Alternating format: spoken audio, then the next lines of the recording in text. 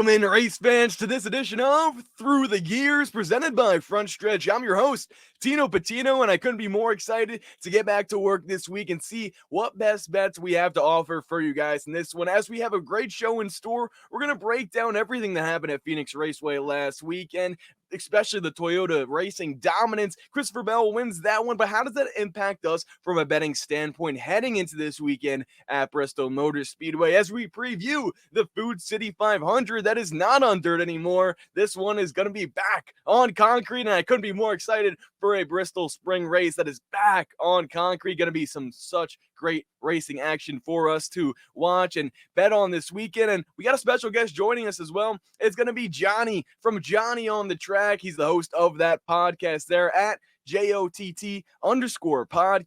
You can follow him there. He's also a certified NASCAR Bettor at the Action Network. Johnny also has his own NASCAR Fantasy League, which I'm a part of, and it's great to see all the other people involved with that. So we'll talk about that on the show, some of the betting strategies he may have to offer us here. He's also a part of the NASCAR Betting Preview Show, as well as being a NASCAR content creator. So without further ado, let's go through the gears. And joining us now as we go through the gears to preview all the NASCAR betting action for this weekend's race at Bristol Motor Speedway for the Food City 500 is Johnny on the Track. Johnny, thanks for joining the program here. How you been? How you doing? And are you excited for this weekend's race?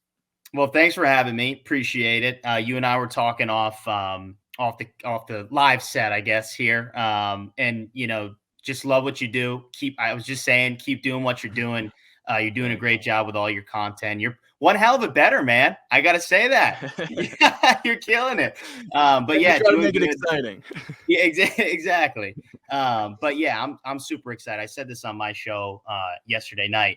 Like, it's good to have like two concrete Bristol dates back. Like the dirt was fun and I enjoyed it. I advocated for the change. And they'll continue to do changes like that. But quite frankly, like, to have a two Bristol concrete dates is going to be sweet. The night race is the night race, but we need a day race too. So how about Sunday this afternoon? We win some bets. What do you say? I'm excited for it. And just like you said, so this is where things get interesting, right? Is because what are your thoughts? And we can get a little bit more into it in terms of strategy and everything like that. But just initial thoughts of this being the first Bristol day race, not on dirt, in a while. Like talk to me about that. No, for sure. Yeah, I mean, look, the night race is a lot different for many reasons, right? Like the track temperatures, the crowd, quite frankly, is oftentimes just more into it because, like, being at the Bristol night race, that's top three up there with Daytona and Dega, quite frankly. But yeah, I mean, look, I know you have a Phoenix recap up there. But we just saw how good Toyota was at, and now it's totally different track, but still a short track, right? And they get another short track back-to-back day race. Weather looks but let's say they're probably going to be racing at some point in the sun. I mean, them Toyotas, I got my Bell shirt on. I think they're going to be quick again. No, I love it. And let's dive right into that with the Phoenix recap. Like you mentioned, so Christopher Bell wins at Phoenix. And the thing that I wanted to note was that the Toyotas led all but 14 laps in that race. But Johnny, dude, this, like, at Phoenix Raceway in the next gen car, the Toyota specifically leading into that race last weekend had only led 15 laps combined with the next gen car at that track. So the adjustments they made with the new body, I mean, that stat was something that when I figured it out last year was crazy. I was like, okay, they're bound to make adjustments, obviously.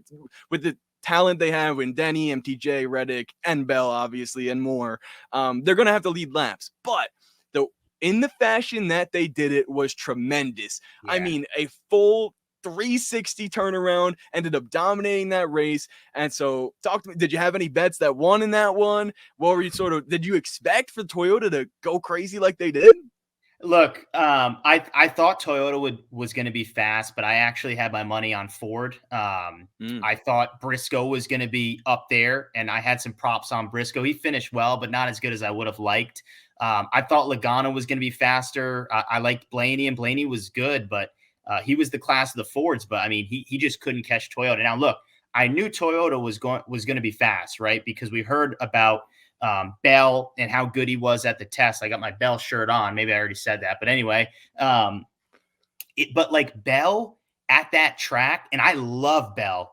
And there I go, freezing again. But I'll put the cam off here. I love Bell, but I just did like his track history, right? Like says I didn't expect that performance from Christopher Bell. But Toyota was the class of the field. You know, we look back at the most recent Bristol night race. They were the class of the field there. So clearly they have something figured out with that short track package. And it was something to watch. And quite frankly, if a Toyota, which I assume one, if not two, will be in the championship for, they got to feel pretty darn good about themselves that they can take home a championship, whether it be Denny, Christopher Bell, Reddick, who we talked about, who looked great. And Tino, look, I got to throw a name out here. Ty Gibbs might make his way to the championship 4. Let's go. Let's go. See, I'm so glad you mentioned him because, hey, maybe I don't know if I agree with that, but I definitely am glad you mentioned him because that's a driver that I'm looking for this weekend. But before we continue on there, wrapping up with the Phoenix recap. No, I think everything you said was on point. I mean, I think especially with the fact that last year, specifically at Bristol, or, you know, at least at the night race there, Denny Hamlin wins it. Christopher Bell was dominant. Ty Gibbs top 5. Like everything you mentioned with how on point they were in the short track package last year at this track coming up this weekend. And then they just, the momentum they have, the domination it was at Phoenix, and those new bodies. Ford has surprised me thus far. Did not really have a good showing at Las Vegas. Maybe Brad and Busher came alive, but Blaney was the class of the field at Phoenix, as he usually is, like you mentioned. And so Ford, I think this is at Bristol, it's going to be a true test of speed, as we saw the last 2 weekends as well, to see how these new bodies really sort of shake out. To me, Toyotas are, I think Chevy won the first 3 races, right? But Toyotas, the way they dominated that race, and if it can continue on the short tracks, like you said, even Ty Gibbs can get into the championship 4 at that point. We can have Reddick, MTJ, Hamlin, and Ty Gibbs all in the championship 4 if Toyotas continue to dominate the way they have. So now looking at Bristol right now, a little bit of betting strategies, if you will. But before we get into that, Johnny is the owner or creator of the best NASCAR fantasy league in the entire world, because I'm a part of it and he's part of it, and we got a great group of guys in there. So talk to us about that. What made you start that up, and what are the rules going on with this fantasy league that's awesome? Yeah, man, I started this last year and it's a lot of fun. Glad you're a part of it. Essentially, right, like the way it works is, let's take this week, for example, right? Let's say I pick Denny Hamlin as my driver, right? And let's say Denny wins stage 1, he wins stage 2, and he finishes first in the race like Larson did at Vegas. You would get those 60 points as NASCAR awards, right? They award points to each driver at the end of the race. But here's the catch, right? And I'll add that those points account for your season total, for you to get a chance to make the playoffs. But here's the catch. If you pick Denny Hamlin, okay, you cannot pick Denny Hamlin again throughout the whole regular season. So it provides, you to find different guys. You might have to pick a Todd Gilliland one week, to a Ty Gibbs another week. You might have to pick a Kaz Grala one week. I mean, that's what makes it fun. One of the things I say is basically, and it's funny because I don't mean to put you down here, but let it rip. You cannot get 0 points, because like when you get 0 or 1, like I guess 1 point, because everybody gets 1 point, but let's say 1, right?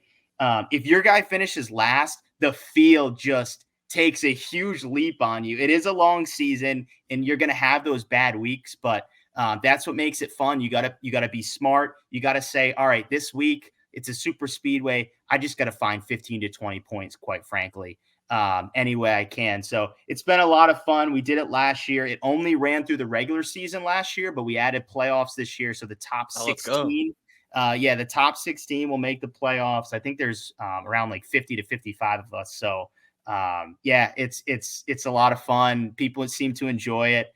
And you seem to enjoy it, so I appreciate that. And let's me and you get in the playoffs. All right. Yeah, that's the goal now. So what Johnny was alluding to as well was I missed my deadline to submit my Phoenix pick for the last weekend, and I was on a roll too. First race, I You picked, had some yeah, good picks, dude. I had some good, clever, unique picks, and that was the other thing I was going to mention. Like, what's your strategy? Because I know for me, I didn't want to use like my winners right away. My first thought process was I went Eric Jones at Daytona, could be an underdog. Vegas. No. What was what? So, Atlanta. I went Bubba Wallace. I thought that was another close one. He got a top 5. Noah Gregson at Las Vegas. Oh, So this dude, is where that things was a pick and changed a for me. half, Yeah. bro. That was a Man. pick and a half. Like he finishes top 10, almost top 5. I'm feeling great, and I'm like, okay, that kind of opens the door for me to have a more of a especially with these drivers I mentioned, they're not going out and winning every week. So, and like you said, you have to sort of strategize who you want to pick to. You can have better picks later on in the year. At least that's what I'm thinking about when we know more about these cars and these drivers and everything like that. So to me, I wanted a safe one at Phoenix because I feel like whether it was Blaney, Chastain, another one I was thinking was Briscoe, but I waited to the very last minute. I had my mind made up on Ross Chastain. I thought he was going to go for another top 5. He finished 6th, and I just never submitted my pick. And hand up, that's on me. I got to have accountability. That's on me. I got to be better than that because if I want to make it to the playoffs and win this thing, I got to actually put my picks in. But Johnny, so what's your strategy? Like, what throughout these first few weeks? And don't give us all, don't have to give it all away because you're in the league and you're trying to win as well. But in terms of picking winners or picking drivers to give you the most points, has there anyone, or are you circling a track to be like, okay, I'm using this driver here? Or are you just kind of going with the flow with it? No, it's funny you say that. And I'll give out plenty, to be honest with you. But yeah, like I did circle a lot of different guys last year. So for instance, I knew I was going to take Bell at Vegas last year. I knew I was going to take Brad Keselowski at New Hampshire. I knew I forget where I took Truex, but I knew I circled down where I wanted to take Truex, Larson. So basically, like the way I look at it is you need your studs for your intermediates and to an extent your short tracks. But I think this week, quite frankly, and when we get into bets, I'll give you kind of a dark horse guy that I think could be like sort of a lower tier, lower name guy that like you could get away with. But I mean, look, right? Like, your road course ringers. So you can kind of spread those picks out. Your studs on intermediates, your Byrons, your Larsons, those type of guys. Where it gets tough is kind of those tweener tracks, if you will, like a Darlington, because from like, right, 500 miles at Darlington, when we're going to be in the playoffs, like that's going to be kind of tough to figure out the right guy to pick there. 600 miles at the Coke 600. So yeah, like, so it starts to, you got to start to think like, okay, who's just going to survive that race? Cause oftentimes that's what it is. But I do circle guys of like, okay, I need him or him for this track. So I do a little bit of that, but to be honest, like this week, I might be going for what you kind of did, like a Gregson at Vegas pick, one that like I read that pick and I was like, what the hell is this guy thinking, quite frankly? And then I'm like going and awarding points. I was like, what a pick. So yeah, it's stuff like that. But like I said, it's a lot of fun and it keeps the brain right. It keeps you thinking and it gives you a little bit of edge, right? As as a bettor, right, you feel like you get comfortable early on looking at sort of drivers on certain tracks and teams on certain tracks that you feel prepped as a bettor for that second half and late in the season, which I think helps as well. Definitely. All right, so we'll keep you guys updated with that. Whether it's stay tuned to Johnny's accounts on social media, mine as well. I think I have to let the public know, like after my pick is in, who I'm going with each week. Do it. So they can, like, I think that's it's time. I obviously couldn't have done it last week, so moving forward, that's how I'll know too. If I'm tweeting it, then hopefully my pick's in as well. So all right. Exciting. I'm looking forward to the rest of the season in terms of that. But now let's get back to the betting side of things here. All right. So, Johnny, we're looking at Bristol, 500 laps, 266.5 miles. And this one is not on dirt, like we mentioned before. And I think so many different things come into play with that. Not only, for the last 3 years, it's been on dirt. The last spring non-dirt Bristol winner was Brad Keselowski. That was in 2020. So he was still with Team Penske. It wasn't even the next gen car at that point. So I feel like there is kind of limited data to go off of. Obviously, we can, look at the night race and things like that, trends from that area, but it's not like there's any other tracks that is comparable to Bristol on the schedule. One that popped into my mind, and this was kind of a reach, or definitely a reach, was the LA Coliseum. But just in terms of short track, what we could sort of gather from that, especially it was earlier this year as well. Practice and qualifying is Saturday on the 16th at 5 p.m. So anything we're saying, you guys will be listening to, watching, to anyone that's tuning in for this show. You can get all your bets in before practice and qualifying or after. We'll talk about that as well. But some stats I want to read to you here, Johnny, and then we'll take a look at the favorites and you let me know what you think here. So Larson has the best average finish at this track in the last 3 races, 2.7 average finish. Byron's next with a 5, Hamlin 6.3, Brad and Buescher are next. Now there's 3 winners in the last 3, races at this track. It's been Kyle Larson, Denny Hamlin, and Chris Buescher. Now the odds wise, it makes sense because when we look at our favorites, it's Kyle Larson plus 450, Denny Hamlin plus 500, Christopher Bell, last week's winner, plus 550, Buescher plus 1100, Byron plus 1100, and so on. Johnny, when you hear these favorites, when you hear those stats, which drivers stand out to you the most? Is there anyone you're surprised by heading into this one? No, I think the odds are unfortunately where they should be, which kind of stinks because you always try to find value. I do think there's value on the board in some places, but quite frankly, right, like the last time we were at Bristol at the night race in the playoffs, Toyota led 431 laps between Denny, Christopher Bell, and Ty Gibbs. And Tino, when I mention those 3 names, do they ring a bell? Denny Hamlin, Christopher Bell, Ty Gibbs. Do those 3 names ring a bell? And maybe why? Why would you think that?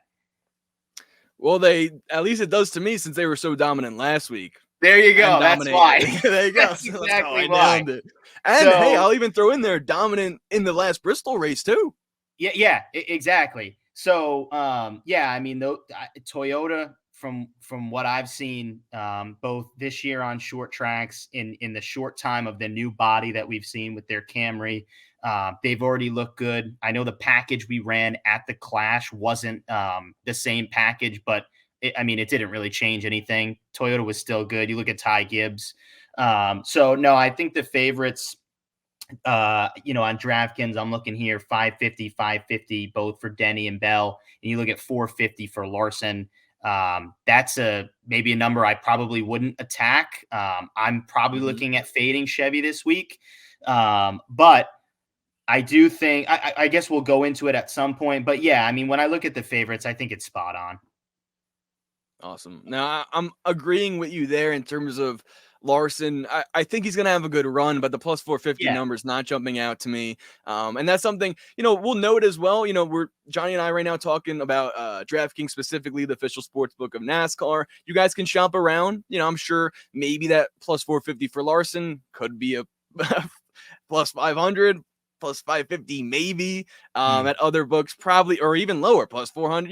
It goes either way when you shop around. So that's something you guys could do. But we're talking about DraftKings right here, right now. So going off of that, you won't touch the Larson, which I agree with, especially since he's won at this track recently. I think it's going to be hard to get a recent winner at this track specifically, unless it is a Toyota or honestly a Ford. So I guess I'm with you with the Chevy fading a little bit. But in terms of Christopher Bell and Denny Hamlin, right, are those 2 drivers ones that, with the limited value right now, do we hop on them before practice and qualifying or wait till after, would you say?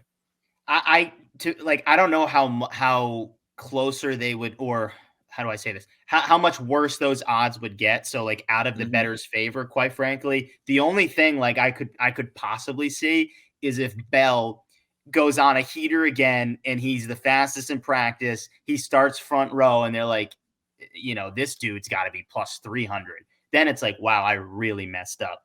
I don't plus 550. Like, I don't hate the value there. I think there's better value if you like for plus 140 on the top 3. I think there's pretty decent value there because based on speed, that's a top 3 car. Like it just is. It's a top 3 car. So I think that's where the value, falls a little bit better. But I wouldn't hate if like you attack the 550 for Bell right now and maybe even the 500 for Hamlin. But I mean, look, both those guys let it combine like over 300 laps the last time we were at Bristol. So they're going to be quite elite for sure. I remember having Bell in that race, in the night race last year, and started on pole. I think he dominated the first stage, and then I remember it rained at some point in between, Yep. and then Denny and Larson powered up past them. But those 3 drivers were all in the mix, which, as we mentioned, makes sense for them to be in the favorites. I agree with your point, and I'm kind of ready to attack those 2 numbers now more than I normally would be. Because if we take a look at, so now when we go to all outright winners and everyone else on the board, give me all your picks. I mean, when we have Chris Buescher, William Byron, Ryan Blaney all next up at 11-1, that makes me intrigued to capitalize on the favorites value right now. Because like you mentioned, they're probably not going to go down or up drastically either way. So to have a lot of value on the drivers that are next to them or next up to potentially win this race, to me, I think that makes the most sense. I would put more units on Denny and Bell, put less on the drivers that are greater in value or maybe even the same amount. And then I know I'm at least going to make my money back with a favorite win or have a big payout with an underdog, or they're not really even under. We're looking at Brad Keselowski 12-1. Like I like those odds. Kyle Busch as well. Yeah. So yeah, what are you thinking about that? Well, yeah, no, for sure. I'll tell you one guy like right off the bat here, and I wish the number was a little better for us, but I would take it now because I think he's only going to get closer to like 850, 900, and that's Ty Gibbs.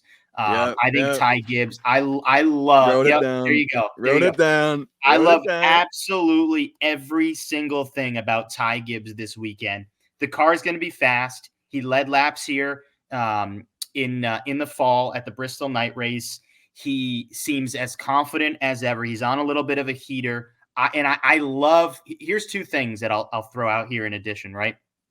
2 of guys that are absolute legends in the sport. Kyle Busch and Kevin Harvick. What do they have in common? They're kind of fiery behind the wheel. And we saw last week and the week before, Ty Gibbs is getting a little fiery behind the wheel. And you feel like, oh, this kid, he's starting to get some confidence. He's starting to feel like I should be winning or top 3, top 5 every single week. And I like that about Ty Gibbs. Quite frankly, his driving style, the way he is aggressive and fiery and fierce behind the wheel, I think that's going to go right into his driving style and what this track, quite frankly, suits. That's why guys like Earnhardt and Kyle Busch have won here so much is because they don't give a what behind the wheel half the time. I like Ty Gibbs here. I think the sophomore kid can get his first career win in the Cup Series. Let's go. I'm so hype you mentioned that. And I think we earlier in the show too, or even off air, we were talking drivers, bets, everything in between, and Ty Gibbs. You said him, and I was like, yes, sir. I am completely on board, fully riding Ty Gibbs for this one here. I mean, 13-1. See, the only thing that I wish was different was his value. I mean, for him to go out and win his first Cup race at Bristol Motor Speedway, 500 laps, I would like it to be bigger value. I mean, I think that's fair for him to be 13-1. But at the same time, he finished 3rd last week and 5th in the Bristol race last year, his first ever Cup Bristol race. So to me, I think that when you factor in the 2 things, value could have been a little bit better, yes, but at least, like you said, he's hot. So it's like this is a driver where he's capable of winning. We haven't, I guess, seen it yet, but his car proves to be capable of winning. His team proves to be capable of winning, and I think he'll prove it this weekend as well. So 13-1 for Ty Gibbs. That's a play I definitely like. Is there any more underdogs or drivers for higher value on the board there that you're looking at in this one? Well, definitely. I mean, you can throw out some of the names of Toyotas, right? You get Bubba Wallace at 40-1 and Eric Jones at 41. But here's a guy that I think has really good value. And I'm going to say this name, and a lot of people listening to this show are going to say, what the heck are you talking about? And that's Martin Truex Jr. He's 20-1 plus 2,000. And I know this Bristol race is one of those that's escaped Martin Truex Jr. for years. I understand that. But, has Toyota ever looked this good on short? Like, they just like destroyed the field last week.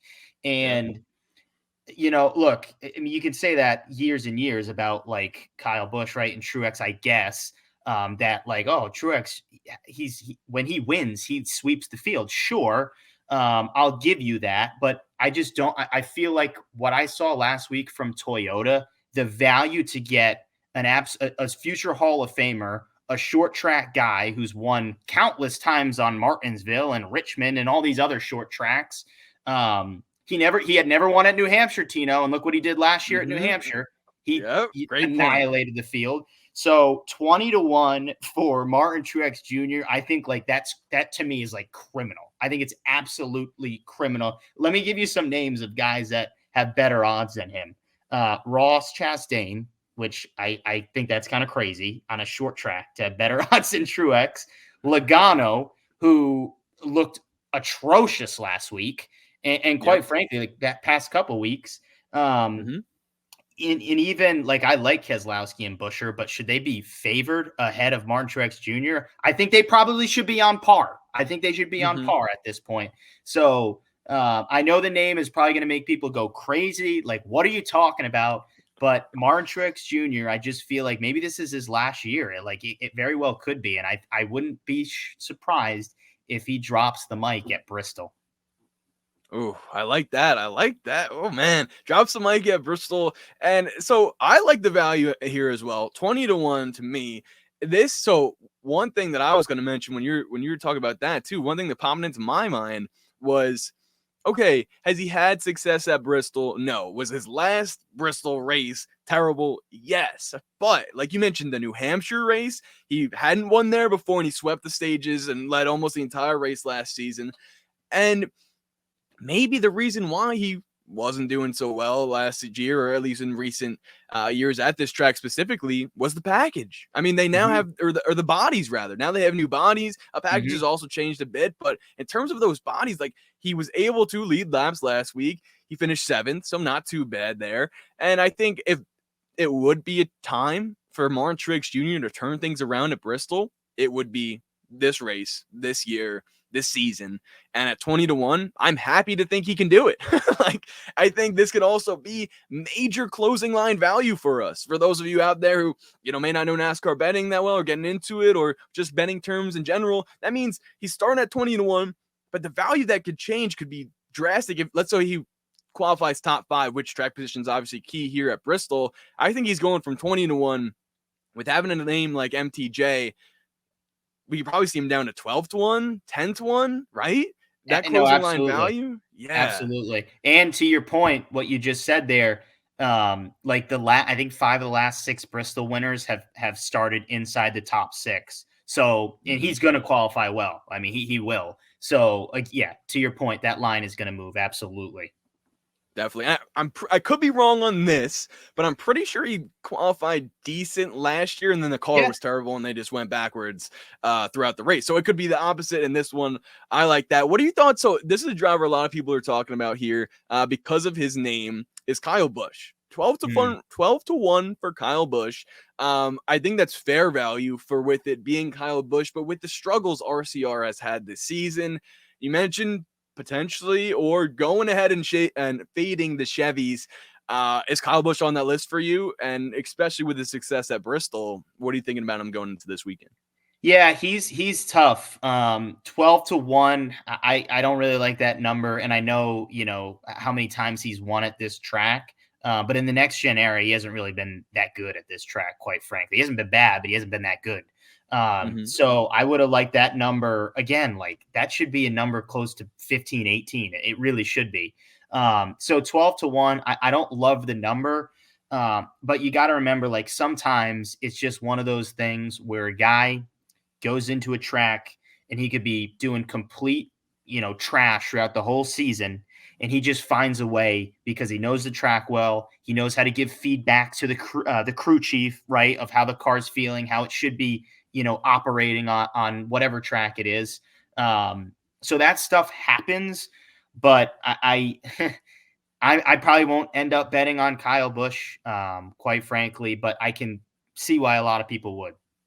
All right, good insight there. Good insight there. I agree with that as well. I think this sort of, to me at least, is a race where I'd like to see him prove it. Right, like you are Mhm. Kyle Busch. You if any driver is capable of overperforming throughout a team struggling period, or like you said, giving them feedback and information to make the car better post practice and qualifying. No one is better at doing that than Kyle Busch. I truly believe right now in the Cup Series. I think he benefits way more from practice and qualifying. So could we see that this weekend? I'd like for him to prove it, and then we'll take that data and use it to help us for the night race. So Johnny, any other outright winners you got for this one? So I like, and you definitely can put both these guys for outrights. But I like prop, and to be honest, I don't know if they have these on DraftKings.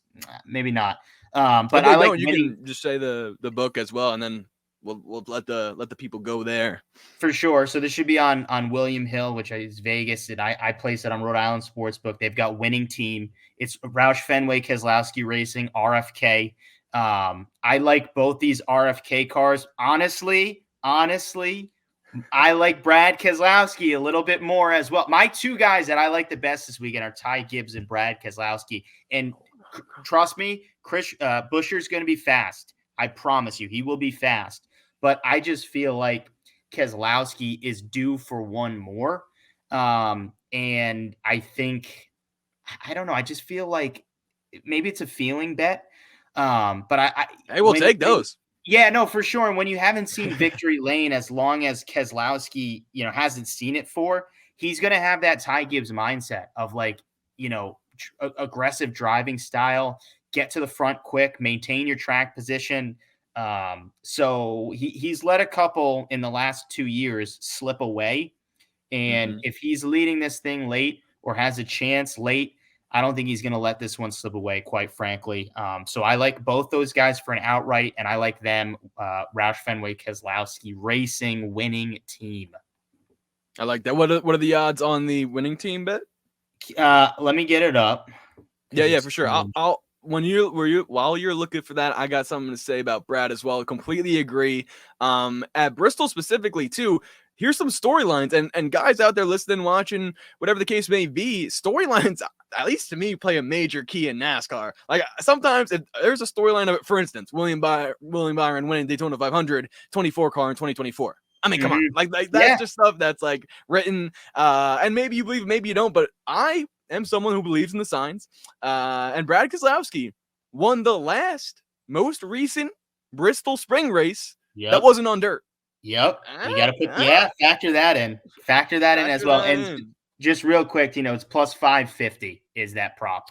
Oh, I like that. I like that value. And it makes sense too, right? We have Buescher for an outright at 11-1, Brad at 12-1. So for them both to get that at 550, I like that number. I like that number a lot. Yes, sir. Very good. So any other props you're thinking of besides the RFK guys? Maybe some Toyota's actions? So, let me give you, here's two more I have. And I like the numbers, quite frankly, like a lot on both of these. And not Toyotas, actually. So I got two top 10 props. They're both in the same camp, both from the same team. The first is Michael McDowell, top 10, DraftKings Sportsbook, plus 240.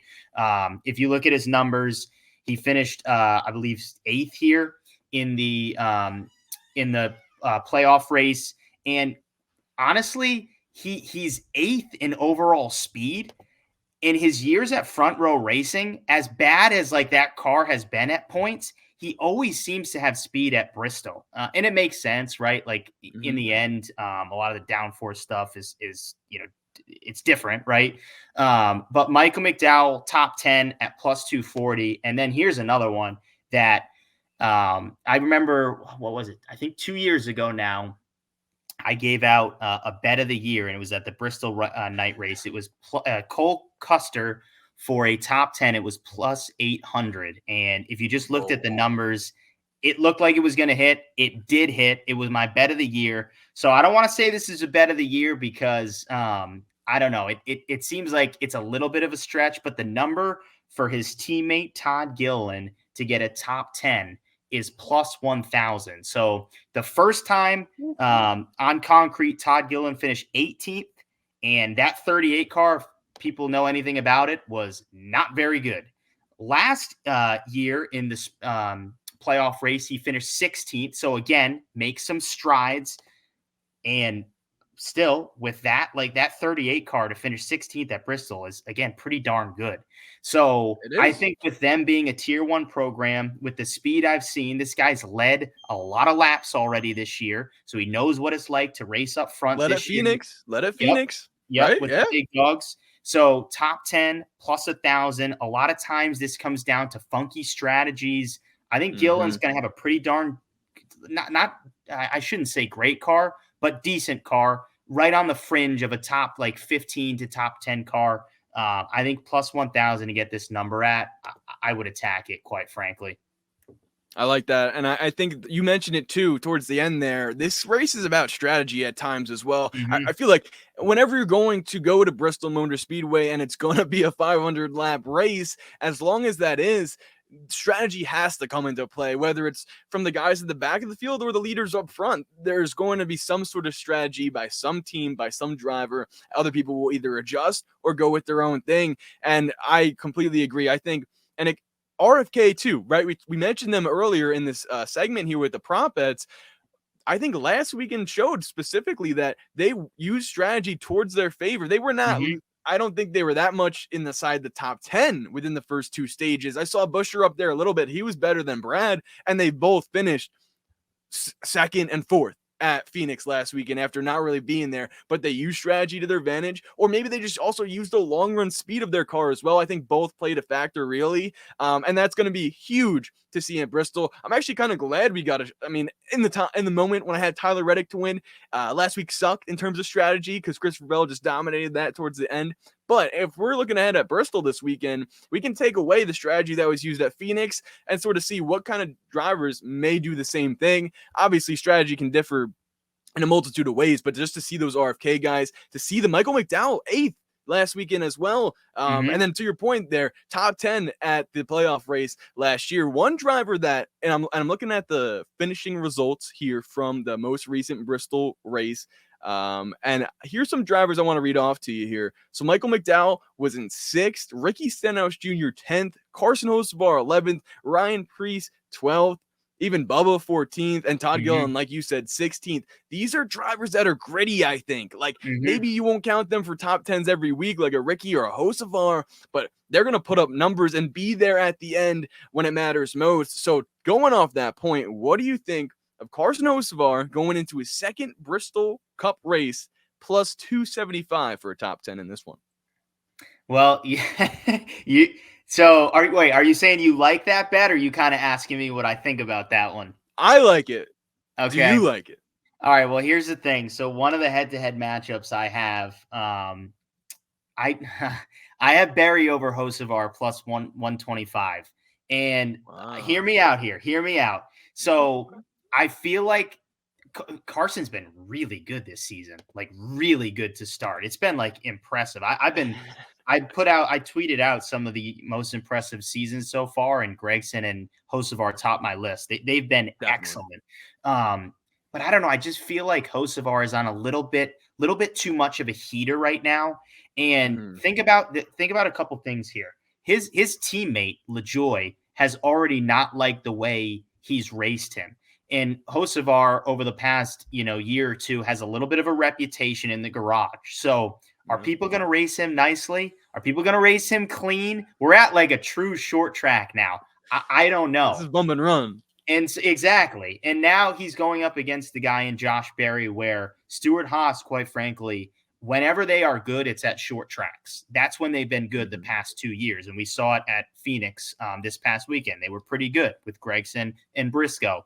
And again, if you think that Josh Berry belongs in the Cup Series, where, wherever your mind is on that, that's fine. But if you think he does, if you believe he does, it's for racetracks like this. He's a short track racer, born and bred. So I just believe, he one, the field is going to respect him racing a little bit more than they will with Carson Hocevar.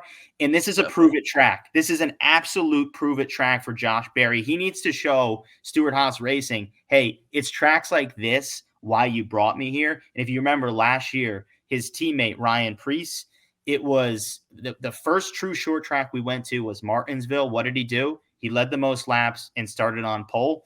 I wouldn't be surprised if Josh Berry comes out and we say, whoa, okay, all right, now I'm seeing something. So that's the bet I like. Look, I'm not taking away with what you're saying, because I do think Carson Hocevar is going to come with like a top 10 to 15 car, sort of in the Gill and McDowell range. But I just, quite frankly, I don't think the field's going to be too nice to on Sunday.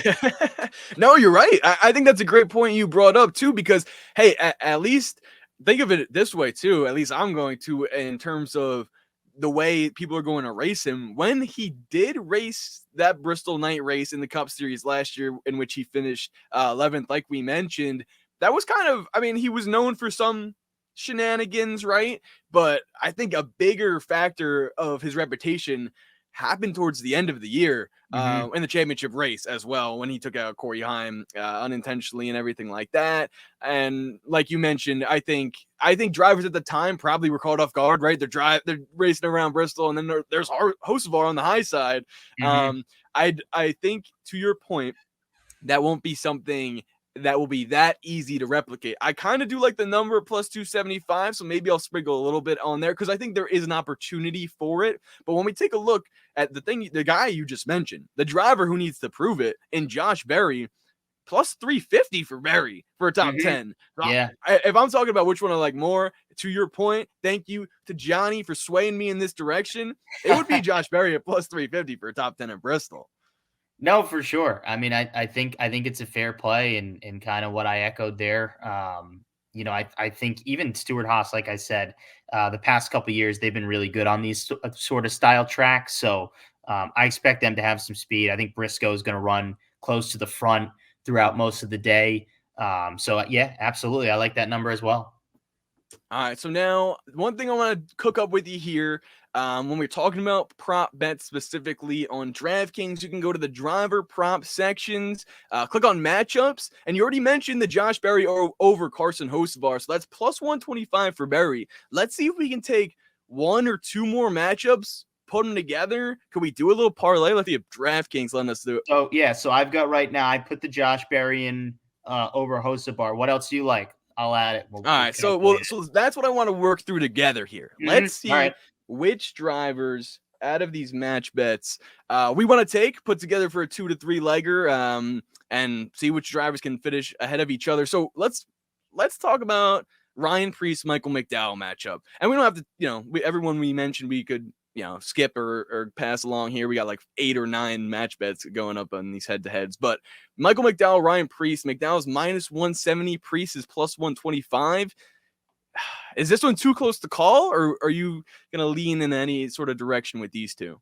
This one's tough because I'm a huge Preece fan, being from the New England area. So I'm going to avoid this one. I was thinking the same thing after I said it. But I think McDowell would win that one. But I'm going to avoid it. Okay. No, I like that. We got to play it safe here if we're going to put them all together. Yeah.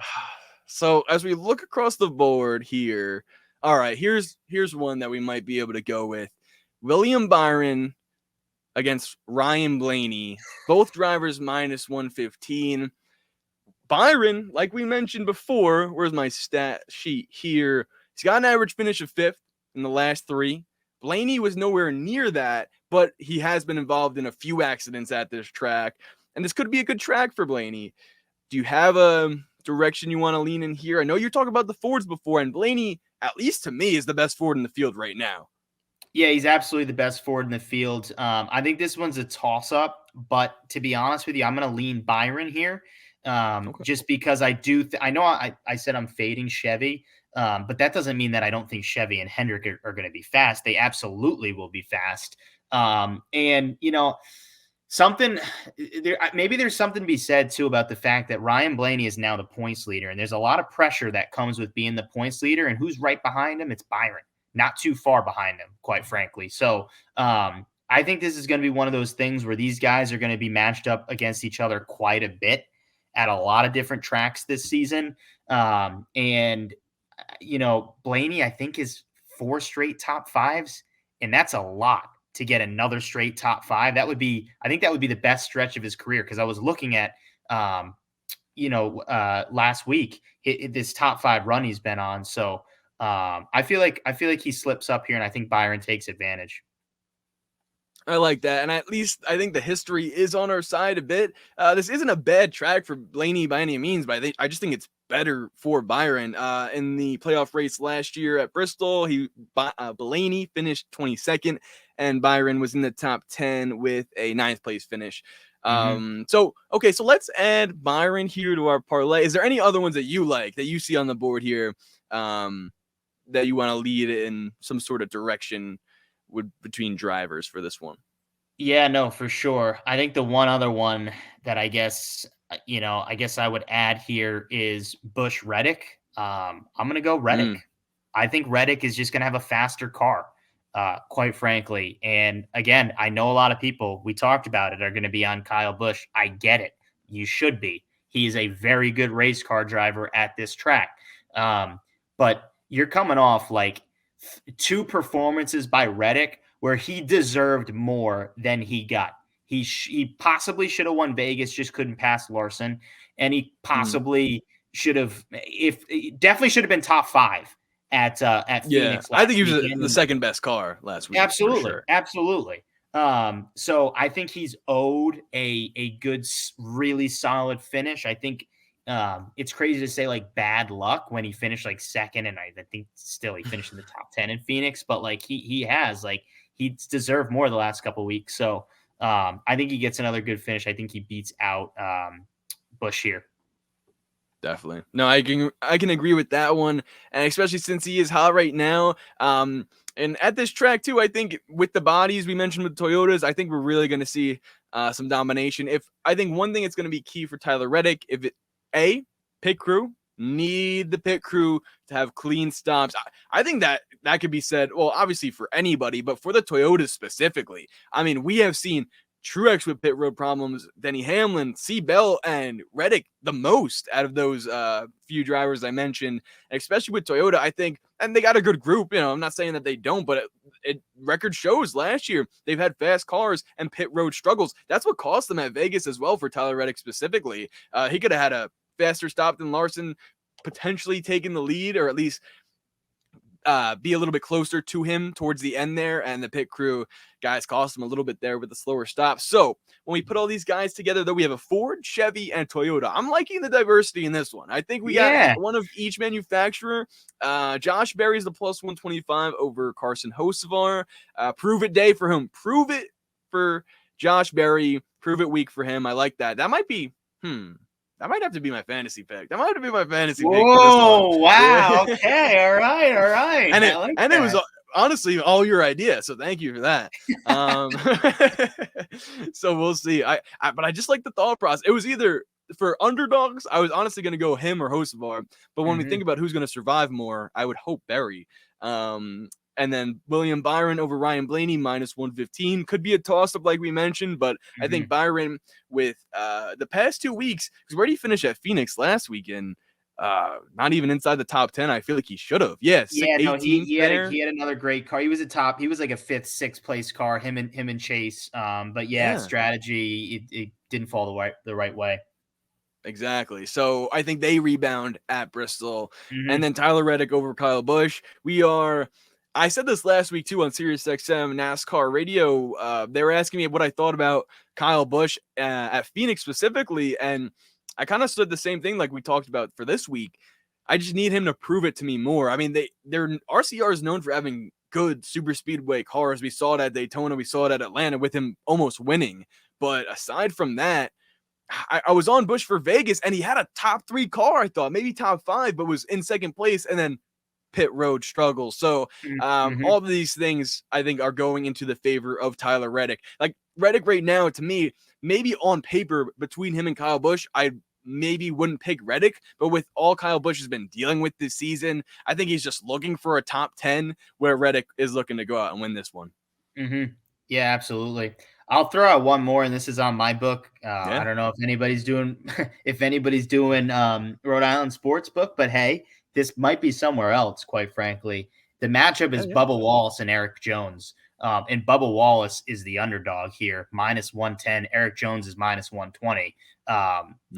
You have to pick Bubba Wallace. I mean, he's going to have a better car. He's been really, really fast and good at Bristol in the next gen era. I wouldn't even be upset with losing that, quite frankly, because the numbers support that Bubba Wallace should, when he's an underdog in a matchup against Eric Jones, you take Bubba Wallace. Yeah, I can agree with that. I think I will say one thing to stay objective here with Eric Jones, though he has 33 top fives as a Toyota racing driver. I think with them going back to Toyota, not only does it help him specifically, but I think it really helps the camp overall from Legacy Motor Club, because I think not only just sharing the data and everything with JGR and those teams in 2311, but with that body, like we saw John Hunter Nemechek, maybe not put together anything crazy in terms of runs the last few weeks, but have some consistent top 20 speed throughout the race. And that's nowhere near where they were last year. I mean, at this point in the year for Legacy, they were very far behind and in a Chevy also as well. So I think if there was any hope for Eric Jones, it would be the fact that they changed bodies this weekend. Any other props you got for us here? I'm taking a look at the groups in terms of top Chevy, top Ford, and top Toyotas. Do you like anything on the board from there? At the moment, I'll probably wait on some of those big props. Yeah, honestly, I feel like my favorite prop is that McDowell top 10 right now. And I think, I also saw Briscoe top 10 at +240. I think that's another good number. But yeah, I'm going to wait on some of those top Fords, top Chevys, top Toyotas until I see a little bit more out of practice and qualifying. We'll see what that brings. Definitely. I agree there. The one that I do see that catches my eye right now in terms of before practice and qualifying, because it's important, especially being aware, where the value is, like we talked about when we're at the outright winners and favorites and Bristol prep segments there.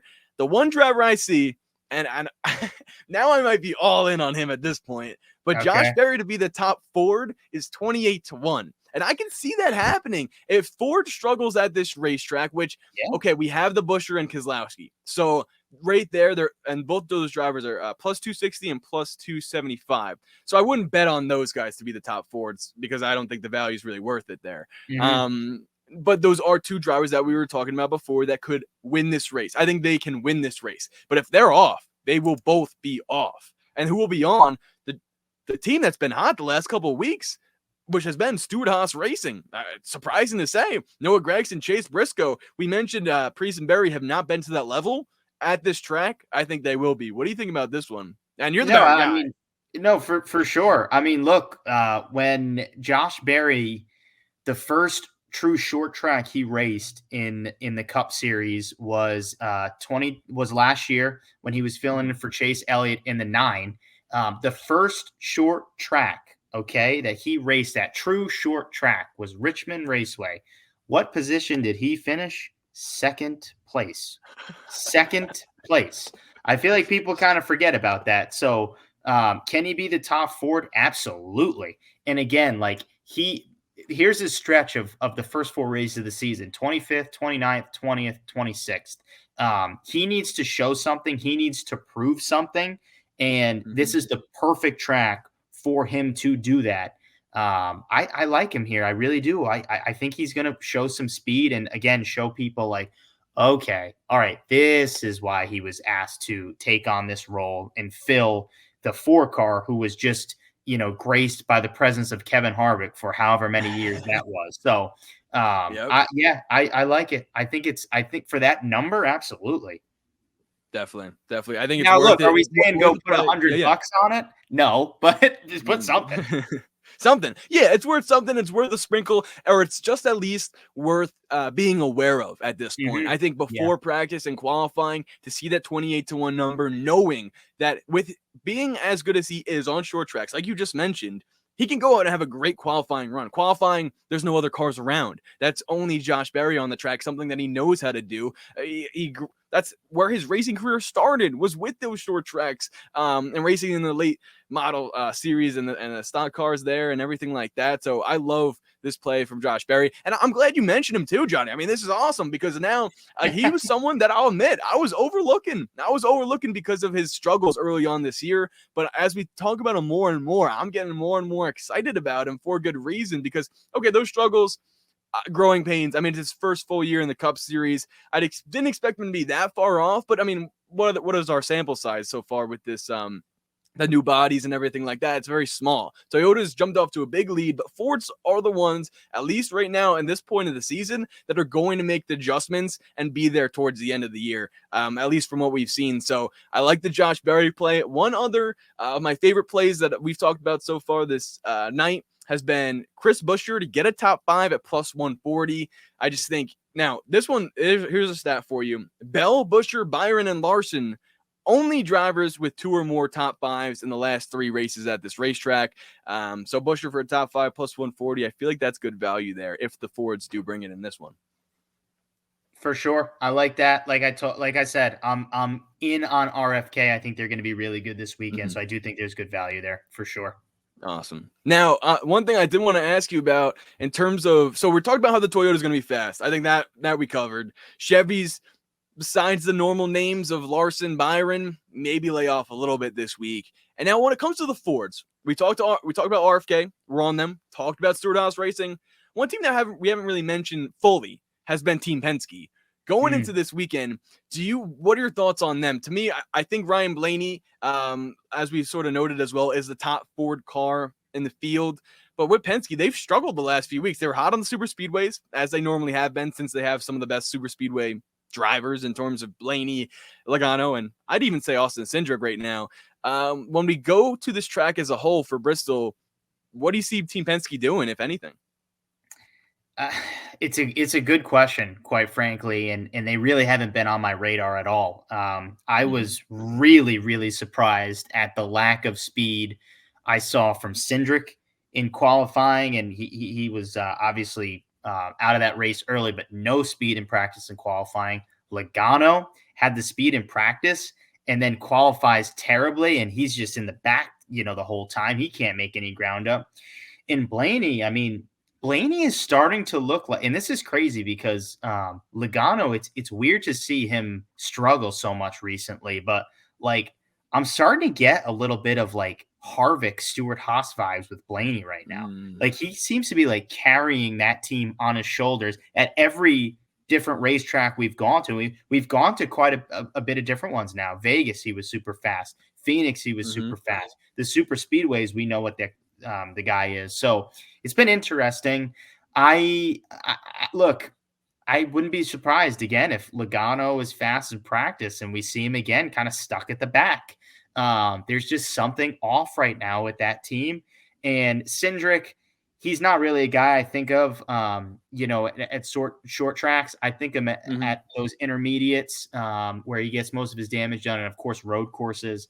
But yeah, I don't really see him at short tracks. So then that leaves you with Blaney, quite frankly, and that's about it. But yeah, I'm staying away. I think I thought too highly of them last week, and they let me down. I think that's a great point too, especially looking at Blaney from last week specifically. Yes, he is the top dog, I think, of all Fords, but of that team, definitely right now, I think Blaney is now the leader of teams. I mean, he won the most recent championship, obviously, and everything like that. But in terms of consistency, they went on a hot streak last year, but I think that's carried over to this year, and that's really solidified him as to being the top driver there. But also last week was his best track too. Like at least out of Blaney, I think Phoenix is one of his better tracks. He had 3 straight second place finishes there. That's going to be his 5th straight top 5 at Phoenix. So I think now when we go to Bristol, one thing that you mentioned, one phrase specifically about Joey Logano being stuck in the back. Well, that's exactly what happened to him at this race last year in the playoffs. He was stuck in the back. Restart happened. Guys got aggressive, and ultimately it ended his day and ended his playoff run as being the defending champion. I think Joey's going to want to improve on that for sure. But if he does get stuck in the back, we can see what happens there as it did last time. And I think that's a great point you brought up, because I'm going to wait on Team Penske. I think they were some of the best cars, or at least Blaney was last year, and they just haven't had the same speed. I would definitely argue RFK shown more speed. And certain other Fords in terms of consistency wise. Hey, you had 2 Stewart-Haas racing cars in the top 10 at Vegas at one point, and only one from Team Penske. So in terms of sample size, I'm definitely agreeing with them. If I'm going anywhere this week, it would be Blaney, but even then, like, he would have to show to me that he's the fastest car in practice and qualifying. I would think to go with him. What do you think about that? Yeah, no, I second that. 100%. It's again, it's been weird. It's been strange, but Right. Blaney at this point, to me, I've said this multiple times, he's a superstar in my eyes at this point. And so, yeah, I like him. Sweet. All right, now moving forward, do you have any other favorite plays that we talked about, or anything like that on the board that we hadn't discussed, or any Xfinity truck guys? I think I'm laying off. Only Xfinity play I could really consider would be Justin Allgaier to get revenge after his spinning out, or blowing a tire rather at Phoenix. That, to me, like, right when he did that, I was like, okay, he is probably gonna win at Bristol. Just sort of a revenge storyline. But what about you? Any other plays you got for us here? Well, if we're talking favorite plays, I don't bet much on Xfinity and trucks, so I'll refrain from that. But I'll go back to my favorite play. Again, it's Ty Gibbs. It's anything around Ty Gibbs, whether it be, if you want to throw the top Toyota prop on that, do it. Outright, do it. Top 5, do it. I am high on Ty Gibbs. Like I said, I think this is the perfect track for him to get his first win at. It suits his driving style well. His confidence as it is at an all-time high, in my opinion. And I think he brings it this Sunday. And I would not be shocked. I feel like there's a good chance we're going to win some money on Ty Gibbs in victory lane on Sunday. I just do. It's my favorite play. Let's go. I love it. Hey, Ty Gibbs with a top 3 finish at Phoenix last week and a top 5 coming off of Bristol at the last race we had there. So Ty Gibbs, bring it home for us, buddy. And Johnny, thanks for coming on to the show here. Tell the people out there where they could find you at in terms of your NASCAR betting content, your social handles as a whole, and where else they could listen to you around the NASCAR industry here. For sure. Well, first of all, Tino, thanks for having me on. This has been a lot of fun. I'm always around, so feel free to reach out at any point. We'll I'll have be you happy back to for jump sure. on. Hopefully my video works a little bit better there. Yeah, I knew. Yep. But it is. That's right. I'll edit your face on. I'll edit your face on when I'm making social clips. I'll do like a little screen grab of your face, put it over the circle. They won't even know. Perfect. Love it. Yeah. So Johnny on the Track on YouTube. That's my YouTube channel, my YouTube show. I do plenty of motorsports content, but if you're looking for the betting show, it's Tuesday nights. It gets uploaded. Again, that's Johnny on the Track on YouTube. I'm on Action Network, Johnny on the Track, where you can find all my bets, my betting cards, all that good stuff. And Twitter or X, whatever you're calling nowadays, at JOTT_podcast. Oh, there it is right there. I see it. Follow at JOTT_podcast. Love that. So yeah, that's where I'm at Twitter. Again, you'll see all the stuff, all the motorsports, good stuff I tweet, and the bad stuff. That's on there too. But the betting card gets released on there as well. And let's see, next race for me, probably not till New Hampshire, which I think is in June. So hopefully I'll be back on this before then. But if not, feel free, anybody, to reach out to me, and we can link up at New Hampshire. I'll also be at Indy for the Brickyard, so I'm excited about that. Nice. Let's go. Yeah, it's gonna be a good one. But yeah, that's where you can find me. And like I said, appreciate being on the show. Of course. Now, before we let you go here, finally, I got to ask you for any advice out there for future or current NASCAR bettors that you have throughout your time and being one yourself. No, for sure. I would say trust the numbers. The numbers don't lie. In a lot of these races. Now, are you going to trust the numbers on super speedways? No. I mean, they're a shot in the dark, quite frankly. But you got to trust the numbers. And one of the best guys, in my opinion, is Ryan Rance, iFantasyRace.com. He's got all the possible like stats you could possibly ask for of trends and driver ratings and speed and all that. So trust the numbers. The numbers are there. You know, a lot of times people think a little bit too much on like pit selection and this stuff, and that does play pivotal roles. It sure does. But in the end, a lot of these races come down to speed, and there are trends and numbers that support who's going to be, you know, the fastest, speediest car, if you will. So that's the advice I'd give people. Definitely. All right. Well, it's some great one. Thanks again for coming on to the show. And we'll definitely have you back on the show here through the gears later on in the season. And yeah, best of luck this weekend. Hopefully Ty Gibbs and those other guys make some money. Let's do it. I love it. Thanks, man. All right, guys, so that'll do it for this edition of Through the Gears, presented by Front Stretch. Thanks so much again for Johnny on the track for joining us as we went through the gears and broke down everything you guys need to know coming up for the Food City 500 at Bristol Motor Speedway for this weekend's race. Let me know if you watched or listened to this episode. Comment down below on our YouTube. Be sure to subscribe, like, follow Front Stretch at Front Stretch all across all social media platforms. You do not want to miss any of the content coming out as they get you prepared for this weekend's race. And do not miss the Stock Car Scoop, which comes up after each race as they break down what happened and some key points that you want to know in the storylines that you got to follow after each and every race. They have it all for you guys at Front Stretch. So follow the podcast network, follow them on social media at Front Stretch, follow me on social media at Tino Pattigno. Johnny, once again, at JOTT_podcast. Be sure to like, subscribe, follow him everywhere as he's giving you guys some great insight and info all across the track. So be sure to let us know who you think is going to win the race this weekend. I'm Tino Pattigno. I'll see you guys next time as we go through the gears.